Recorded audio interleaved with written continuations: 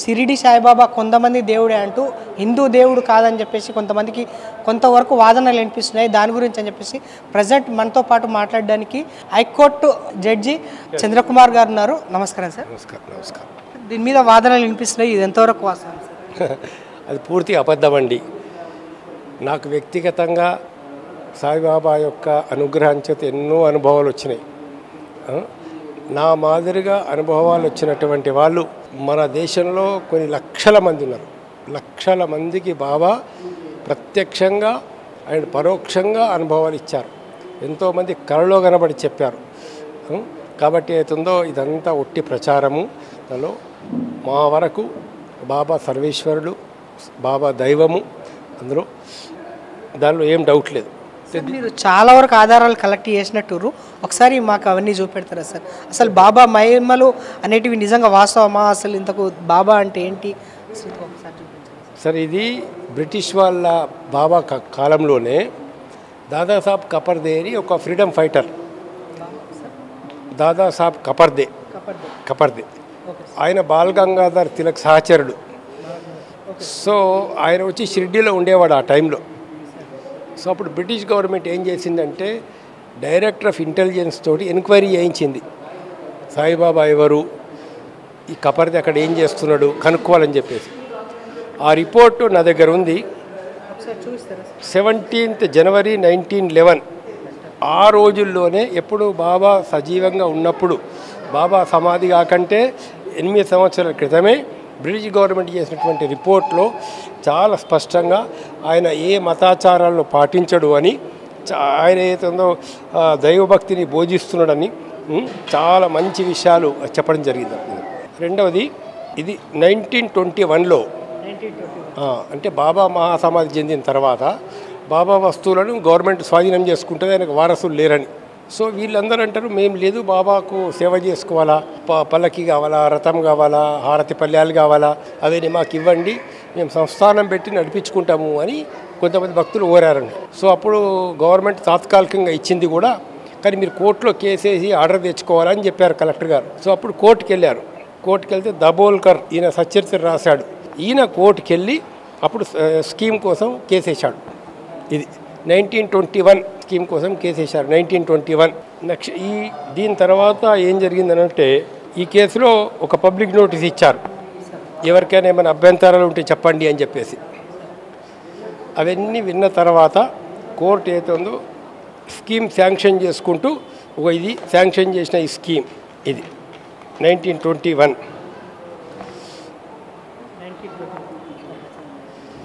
అక్కడ ఇది అంటే స్కీమ్ తయారు చేశారు సాయిబాబా. ఇప్పుడు సంస్థ ఉంది షిర్డీలో, ఎలా నడపాలా, ఏ విధంగా నడపాలా, దీనికి ట్రస్టీలు ఎవరు ఉండాలా, కమిటీస్ మెంబర్స్ ఎవరెవరు ఉండాలా, దీని ఫండ్స్ ఎట్లా తీసుకోవాలా, ఫండ్స్ ఎలా ఖర్చు పెట్టాలా. సో బాబాకు మా ఉదయం హారతి, మధ్యాహ్నం హారతి అవన్నీ ఎలా చేయాలా, కాకడ హారతి అవన్నీ ఎలా చేయాలా, ఇది చెప్పారు అన్నాడు. అంటే ఇవన్నీ డాక్యుమెంట్స్లలో ఎక్కడ కూడా బాబా ఒక మతానికి చెందిన వ్యక్తిని కానీ, ఒక కులానికి చెందినటువంటి వ్యక్తిని కానీ ఎక్కడ లేదు. ఏ మతంకు చెందినటువంటి వ్యక్తి అని ఇందులో లేదన్నట్లు. ఇది 1941లో సంస్థాన వాళ్ళు తయారు చేసిన రూల్స్ యొక్క ముందు మాట. రూల్స్కు ఒక ముందు మాట ఇది. దెన్ ఇది రూల్స్లో బ్రీఫ్గా ఏముందంటే, అతను ఎవరో తెలియదు. సాయిబాబా ఇప్పుడు ఏది his holiness Shri Saibaba of Shirdi known to be saint of all India fame but of unknown origin. అంటే తండ్రి ఎవరో తెలియదు, తల్లి ఎవరో తెలియదు, బాబా ఎక్కడి నుంచి వచ్చాడో తెలియదు. అండ్ దిస్ ఈజ్ 1956 అప్పుడు ఆ రూల్స్కు రాశారు ముందు మాట. ఇందులో కూడా అదే విషయం చెప్పడం జరిగింది అన్నట్లు. దానిలో ఇగో ఏది his holiness Saibaba Shirdi is known of all his India, people of all over India were pouring in large number to get darshan. So ఇక్కడ కూడా చాలా స్పష్టంగా చెప్పడం జరిగింది. మొత్తం ఎక్కడి నుంచి వచ్చారు ఏమొచ్చారో తెలియదనేటువంటి విషయం. Shri Saibaba created faith among devotees belonging to different castes and religions, and Sri Sai Baba had thus become a well-known saint during his lifetime. ఇది మన ఏపీ హైకోర్టు ఇచ్చిన తీర్పు. ఏపీ హైకోర్టులో ఏమని ఇచ్చింది? Baba philosophy was neither exclusive Hindu nor Muslim or Christian. He impressed on his devotees that there was no truth other than God, and the world is God's manifestation. God is not bound by fetters of caste, creed or religion. He is not residing in the mosque or temple. God is found in all human beings, including animals. He advocated service to God and kindness to animals. He disapproved fasting, rituals, rigorous of religious practices. Easy way of following religion was to love and serve others. He expounded secrets of rebirth and karma. He preached harmony of all religions, and his life was itself a blend of various religions. A Hindu revenue inspector gave Baba stones for construction of the mosque, and Baba used them to construct temples at Shirdi. Then the Hindus collected thousands of rupees. అదంతా మొత్తం ఉందని దాని గురించినటువంటిది బాబా గురించి. ఇది supreme court judge Ramaswamy గారు చెప్పినటువంటి ఒక విషయం అన్నట్లు. తీర్పు ఏ విధంగా వచ్చేటట్టు అనిపిస్తుంది సార్ మనకి?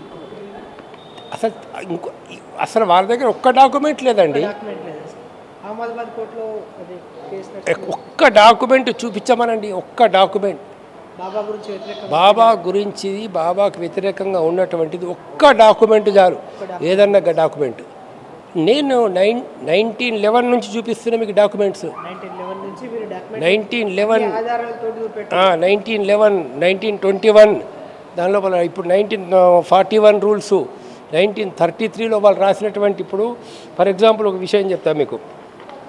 ఈయన దాదాసాబ్ కపర్దేర్ ఇంతకుముందు చెప్పిన కదా, ఈయన బాబాతో 10 ఏళ్ళు ఉన్నాడు. ఈయన ఫేమస్ అడ్వకేట్.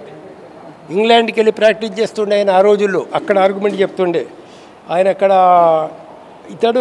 ఈయన బాల్ గంగాధర్ తిలక్ కేసు వాదించాడు. ఈయన బాల్ గంగాధర్ తిలక్ కాంగ్రెస్ మహాసభలు నాగ్పూర్లో జరిగితే దానికి అధ్యక్షత వహించాడు ఈయన. అటువంటి వ్యక్తి అయితే ఉందో రాశాడు ఇక్కడ. ఆయన ఏమంటాడు? The wonders of wonders is that of the personage so universally admired and worshipped, not even a single human being know the real name.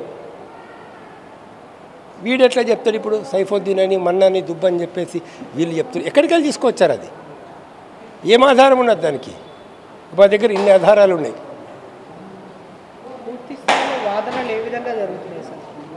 లేదు అసలు కేసే స్టార్ట్ కాలేదు కదా. ఆల్రెడీ కోర్టు తీర్పులు ఉన్నాయి కదా. గతంలో చెప్పిన కోర్టు తీర్పులు ఉన్నాయి కదా. ఇప్పుడు ఇది కాకాసాహెబ్ దీక్షిత్ రాసినటువంటి ఒక ఇంట్రడక్షన్ దీని లోపల. ఇగో ఈయన సాయిబాబాతో పాటు ఉన్నాడు. ఈయన బొంబాయి కౌన్సిల్ మెంబర్, అప్పుడు యూనివర్సిటీ కౌన్సిల్ సభ్యుడు, లీగల్ కౌన్సిల్ సభ్యుడు. ఆయన ఫేమస్ అడ్వకేటు.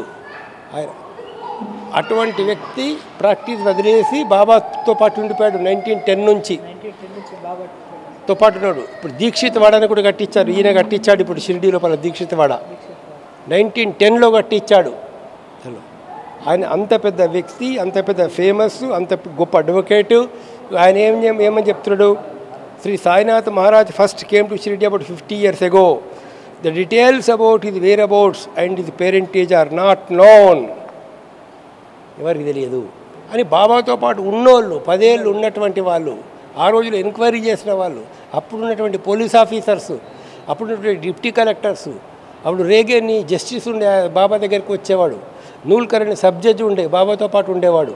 సో ఇవన్నీ ఏ ఆధారాలు లేకుండా వాళ్ళు పిచ్చి పిచ్చిగా అలాంటి పోస్టింగ్స్ కనుక వేసినట్లయితే, లేదా బాబా విగ్రహాలను తొలగించాలని ఏ కోర్టు ఆర్డర్ చేయలే ఇంతవరకు. అవును. దాని అసలు ఫస్ట్ అయితే దాని గురించి పట్టించుకోవాల్సిన అవసరం లేదు. ఎందుకంటే కోట్లాది మంది ప్రజలకు బాబాని తన అనుభవాల ద్వారా అనుభవిస్తున్నాడు. దాని అలాంటి ప్రచారాలను పట్టించుకోవద్దు ఎవరు. దాన్ని ఎవరు గుర్తించాల్సిన అవసరం లేదు. అలాంటి ప్రచారాలు చేస్తే తగిన చర్యలు పోలీస్ డిపార్ట్మెంట్ తీసుకుంటుంది.